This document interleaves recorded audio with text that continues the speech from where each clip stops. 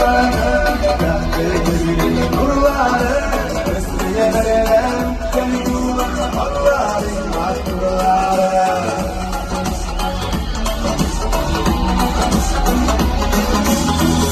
Suranda şinyenin vahine simbol şerefe, Güzel güzel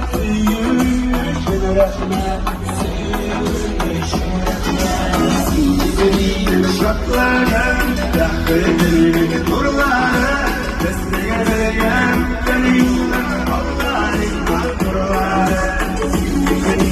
Şartlarım, rahmetin